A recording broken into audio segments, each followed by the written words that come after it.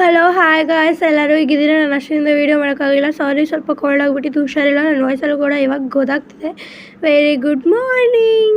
Sorry my friends, Sunday video ಮಾಡಬೇಕಿತ್ತು. So Sunday video ಮಾಡೋಕ್ಕಾಗಿಲ್ಲ. ಅದಕ್ಕೆ ಅದನ್ನು ಇದನ್ನು ಎರಡನ್ನೂ ಮಿಕ್ಸ್ ಮಾಡಿ ಮಾಡೋಣ ಅಂದ್ಕೊಂಡಿದ್ದೀನಿ. ಸೊ ಆಲ್ಮೋಸ್ಟ್ ಅಲ್ಲಿ ಎಲ್ಲರಿಗೂ ಗೊತ್ತಿರೋ ಹಂಗೆ ನ್ಯೂ ಫೀಚರ್ಗಳೆಲ್ಲ ಹಾಕಿದ್ರು. ಸೊ ಅದನ್ನೇ ವೀಡಿಯೋ ಮಾಡಿ ಹಾಕಿದ್ದೀನಿ.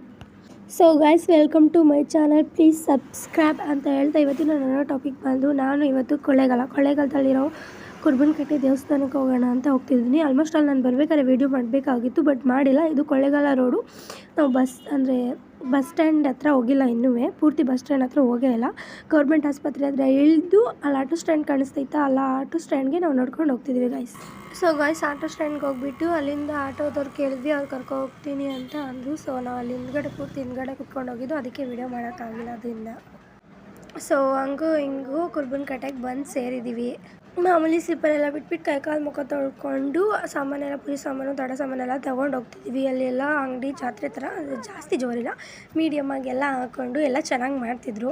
ಸೊ ಇವತ್ತು ಸೋಮವಾರ ಆದ್ದರಿಂದ ನಾವು ದೇವಸ್ಥಾನಕ್ಕೆ ಹೋಗಿದ್ದೀವಿ. ದೇವಸ್ಥಾನಕ್ಕೆ ಹೋಗಿದ್ದು ಇನ್ನೊಂದು ಕಾರಣ ಏನು ಅಂದರೆ, ನಾವು ಈಗಿರೋ ಮನೆ ಬಿಟ್ಟು ಬೇರೆ ಮನೆಗೆ ಶಿಫ್ಟ್ ಆಗ್ತಿದ್ದೀವಿ. ಅದಕ್ಕೆ ಕಾಯಿ ತೊಗೊಂಡೋಗಿ ಪೂಜೆ ಮಾಡಿಸಿ ಹಾಕೋಣ ಅನ್ನೋ ಉದ್ದೇಶಕ್ಕೆ ಹೋಗ್ತಿದ್ದೀವಿ.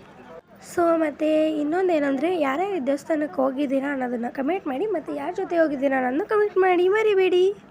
ಸೊ ಗಾಯ್ಸ್, ಮತ್ತೆ ಇನ್ನೆಂತ ಆರಾಮಿದ್ದೀರಾ ಅಲ್ಲ? ಎಲ್ಲರದು ತಿಂಡಿ ಊಟ ಎಲ್ಲ ಆಯ್ತಲ್ಲ? ಸೊ ಹೋಗಿದ್ವಿ. ಇವಾಗ ಒಳಗಡೆ ದರ್ಶನಕ್ಕೆಲ್ಲ ಹೋಗಬೇಕು ಕ್ಯೂವಲ್ಲಿ ನಿಂತ್ಕೊಂಡು. ಗಾಯ್ಸ್, ಮತ್ತು ಇನ್ನೊಂದು ವಿಷಯ ಏನಂದರೆ, ಇದು ಪಾರ್ಟ್ 2 ಕೂಡ ಮಾಡ್ತಿದ್ದೀನಿ. ಇದು ಪಾರ್ಟ್ 1. Love you, bye.